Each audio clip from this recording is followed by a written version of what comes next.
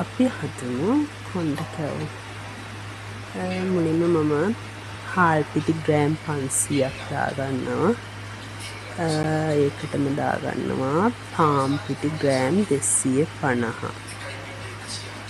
පස්සේ අපි ඒකට පාපයි දානවා මේක සීනි 250ක් 300ක් වගේ චුට්ටක් ඕලගෙන පැණි රස අනුව හදාගන්න. පස්සේ පොඩ්ඩක් තලාගත්ත මාදුරු ටිකක් දානවා. මේ මාදුරු ටික ඊට පස්සේ අපිට රස අනුව ලුණු දාගන්නවා.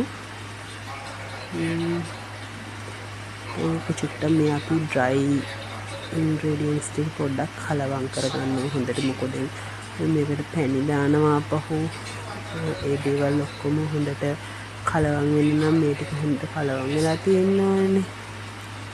ටික හොඳට සීනි, හාල් පිටි, පාන් පිටි, මාදුරු, ලුණු ඒ ඔක්කොම කලවම් කරනවා. කලවම් කළා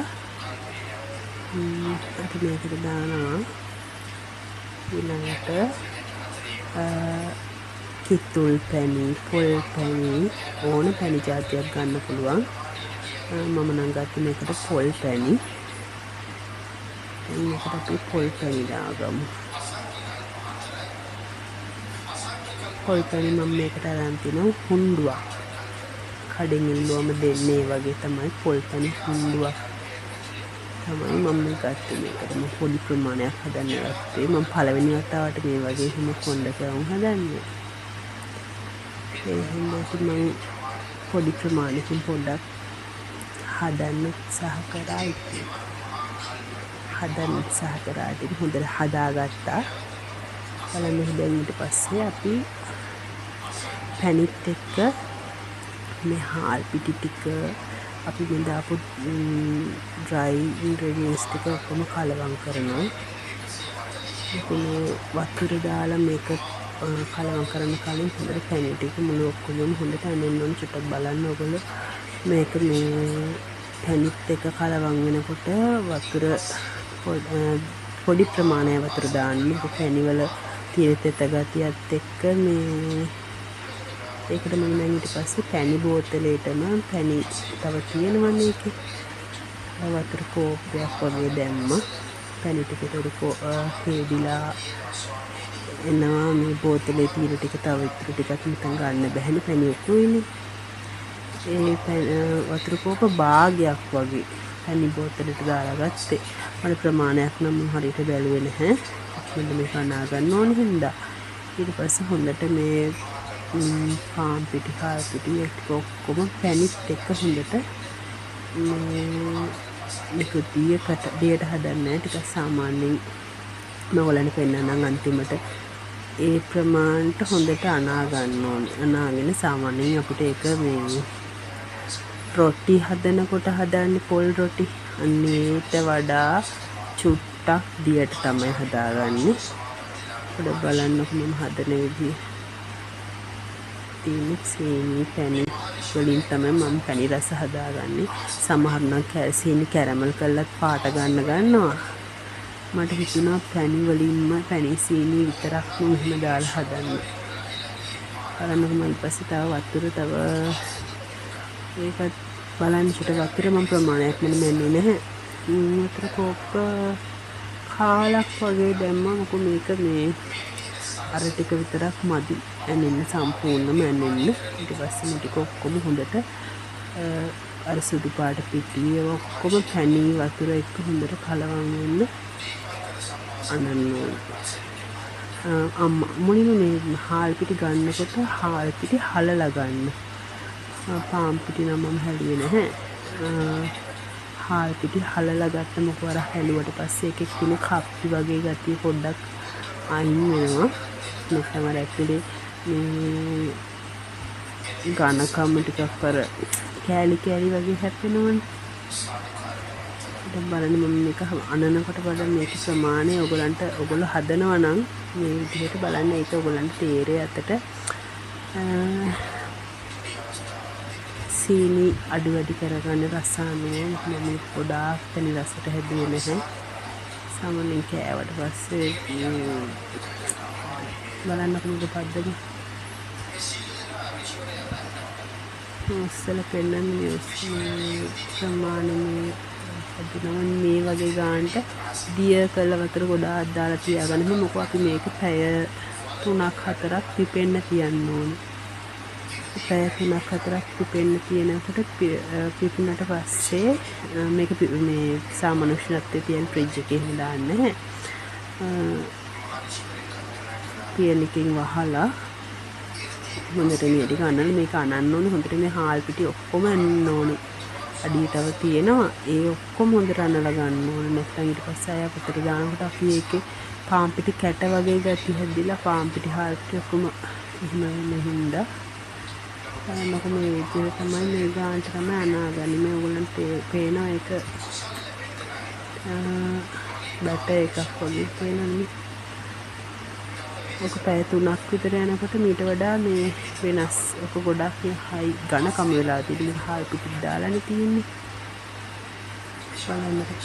ඊට පස්සේ ඔන්න පැය 3කට පස්සේ 4ක් වගේ පස්සේ ගොඩාක් ඝනකමයි.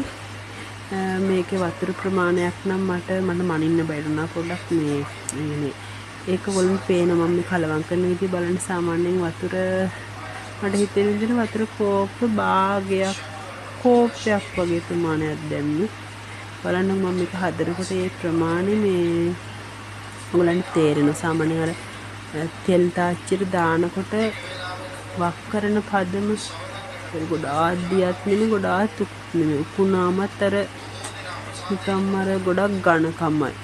ඊට බලන්නකො මේක වතුර දානවා. මේක මේ අතින් මම නම් හැන්ඩෙන් කලවම් කරේ. අතින් කලවම් කරන ඇත්තට මට කොහොම හිතුණා මේක අර හාල් පිටි නිකන් අර අතින් හදනකොට නිකන් අර මම කලින් එක අතින් යනුවනේ. ඒ වෙලාවේ මට අත සුද්ධ කරගන්න කොට වෙලාවට ගියා මේක හූරලා අතින් යන්නේ. මේක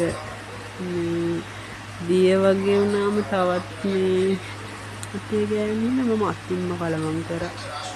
මේක හැන්ඩෙන් කලවම් කරා. මේ බලන්න ටික එකපාරට වතුර ගොඩාක් දාගන්නත් එපා. බලන්න මේක මේ මම ටික කලවම් කරගෙන මේක හරි ඝනකම් වෙලා තිබ්බ. පැය 3ක් 4ක් තිබ්බට පස්සේ බලන්නකො මේක මෙන්න මේ පද්දම බලන්න. උස්සල පෙන්නන ඔයගලන්ට පද්දම මමත් මේ පළවෙනි වතාවට හදන්නේ නේ. මම කැවුම් හදලා ගොඩාක් මේ කලපුරුද්දක් තියෙන කෙනෙක් නෙමෙයි. මම ආසාවට මම හැදුවේ පළවෙනි වතාවට. බලන්නකො පදම සාමාන්‍ය කේක් එකක් හදනකොට කේක් එකේ පදම තියෙන්නේ මේ වගේ පදමක්. මට හිතෙන්නේ ඒක වෙන්නේ මට මම මේකට මේ මෙහෙම දාලා ඉවරලා මම ආපහු පාරක් මේ හොඳට මේක කලවම් කරා. ඇතුළේ අර කැට ගතිය හොඳට නැති වෙනකම් මම කැවුමක් හදන්න ගත්තා. බලන්නකො මම මේක ගොඩක් මම අහලා තියෙනවා හොඳට පිටි එක පැය ගාණක් පිපෙන තරමට තමයි හොඳට කැවුමත් පිපිලා එන්නේ කියලා. පිටි පිපෙන පදමට බලන්නකො මම මේ ලොකු කැවුම් හදන්නේ නැහැ. මට තේරෙන විදිහට පොඩ්ඩක් මම ඉතින් හැදුවා කැවුම්. ගින්දර ගානට තියාගන්න ඕන අඩු ගින්දරේ. බලන්න ඉතින් මම කැවුම් එක්ස්පර්ට් කෙනෙක් නෙමෙයි. ඊට වඩා ලස්සනට කැවුම් හොරිය ගන්න ඉන්නවා. අපි ඉතින් තාම පුරුදු වෙනවනේ මේවා හදන්න. බලන්න ඉතින් මම හදපු කැවුම් මේ වගේ චූටි කැවුම් ටිකක් ඉතින් මම හදාගත්තා. ලොකු කැවුම් හදන්න බෑ. ලොකු කැවුම් හදන්න ගියාම කැවුම් කර වෙනවා. අපේ තියෙන පිටි ඔක්කොම සමානලට කැවුම දිය වෙලා ඒ කියන්නේ පැතිරිලා ගිහිල්ලා ලොකු කැවුම් හැදෙන්නේ. මම ඉතින් පොඩි කැවුම් ටිකක් හදාගත්තා. මේ ප්‍රමාණය මම ගත්ත පිටි හාල් පිටි පාන් පිටි ප්‍රමාණය මම කැවුම් 40ක් විතර හදාගත්ත. ලොකු කැවුම් නෙමෙයි. මම හදන වගේ පොඩි කැවුම් 40ක් විතර හදාගත්තා. ඒ අතරේ තියෙන එකක් ලොකු කැවුනුත් තිබ්බා. බලන්නකෝ මේ විදිහට තමයි මම ඉතින් මගේ කැවුම් ටික හදාගත්තේ. කැවුම් පොඩ්ඩක් හර වුණා. අඩිය ගින්දර අර මුලින්ම කැවුම චුට්ටක් අර ගින්දර ප්‍රමාණය පොඩ්ඩක් ඒ ගැන දැනුවත් වෙන්න බෑ. ඊට පස්සේ ඉතින් ටික කැවුම ටික හදාගත්තා ඉතින්.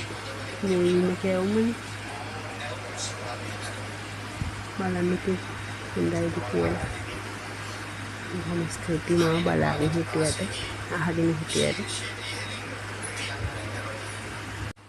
ඔයගොල්ලොත් හදලා කියන්න මං හදපු රෙසිපි එක රසයිද කියලා. රසයිද සහ ඒ විදිහට ඔයගොල්ලෝ හැදුවා මට කමෙන්ට් කරන්න. පුරුදු වෙන අයටයි මම මේ විදිහට කැවුම් හැදුවේ. පෙන්වුවේ වීඩියෝ එක මමත් පුරුදු වෙන කැවුම් හදන කෙනෙක් ඉන්නේ.